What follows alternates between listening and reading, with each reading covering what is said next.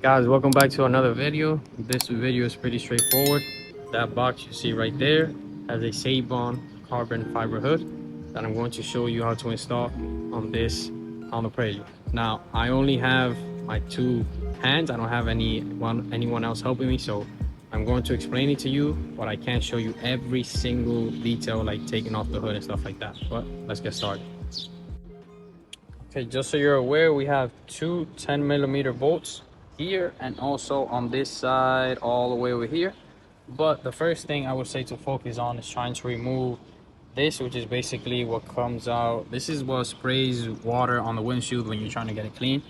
So it has like a plastic Phillips head screw. So I will start by removing this one and the one that's over there. And then once you remove these clips and take your time in order not to break this hose, then you should be able to get it. I don't think you need to remove it from here anyways. This is just the hinge, so you just need to remove it from here. So as you can see, I was able to remove this. Basically just started from that end and started removing these clips one by one, and you can see it released the tension off. Now as you can see here, this also starts to come off by itself. I was trying to take it off, but it wasn't coming off before I released the tension. Also, make sure you don't lose this clip. This is where you screw the screw into it and it kind of holds it in place. The other one, when I was removing it, it fell into the engine bay. I don't know where it is in there. I have to look on the ground to see if I find it. Hopefully I do, but just a tip. Okay, so just like that, the hood is off. One of the ways I found how to do it, thank gosh nothing broke. I was afraid it was going to fall on the windshield, but this side, when I took off the bottom one, it kind of basically just spread apart, which is the obvious thing it's going to do. On the other side, it kind of stayed in place. So what I did was basically take the entire hood, put it down, and then once you put it down, it kind of comes out of place a little bit. Nothing too much. It did not damage any of the fenders, not this one or the one on the right side. But after that, basically I just picked it up. It did hinge itself on the hood hinge over here. Take it off, put it a little bit to the side, and basically just pick it up off the car.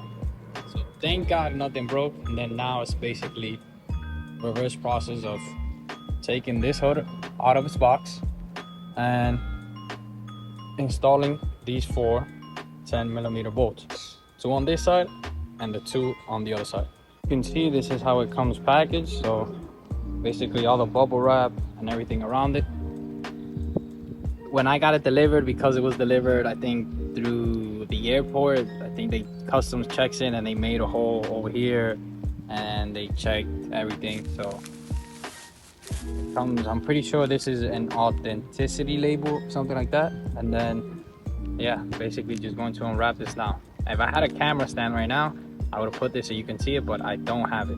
So yeah, just to give you guys a little bit more information about how the Seibon hood comes packaged.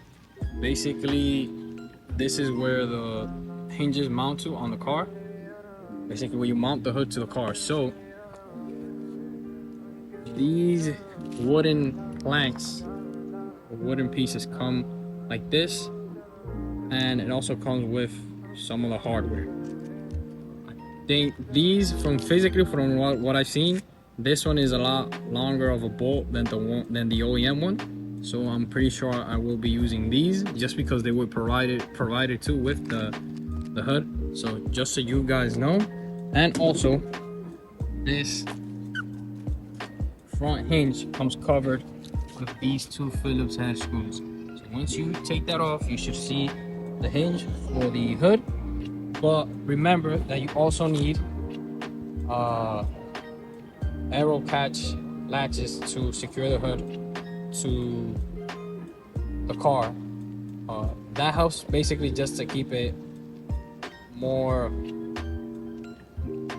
So remember, you're going to need arrow catch latches to secure the hood to the car, because people say that since the hood is a lot lighter than the OEM one, not just for this car, but in carbon hoods in general, it's better to have the latches there just for safety.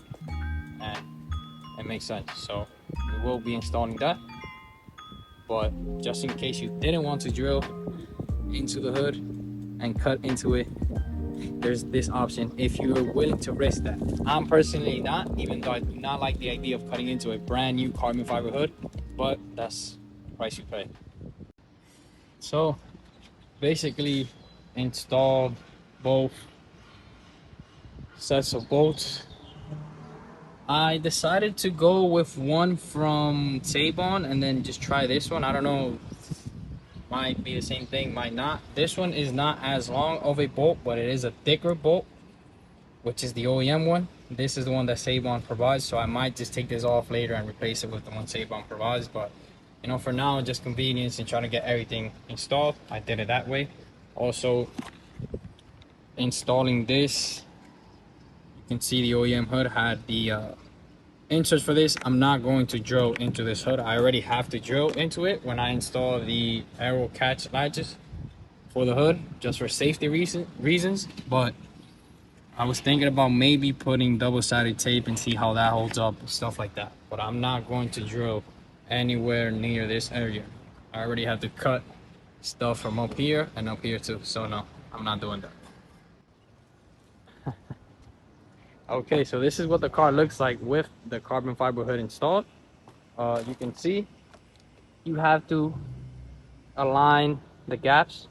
This one is a little bit under this body line, but we will be able to fix that.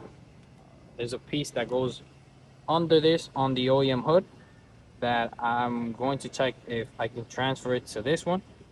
And you can see on this side it's a lot more level, and the gaps I think are a lot better on this side.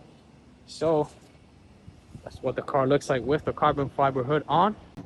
And now I'm going to show you guys how to install the aero latches on the car.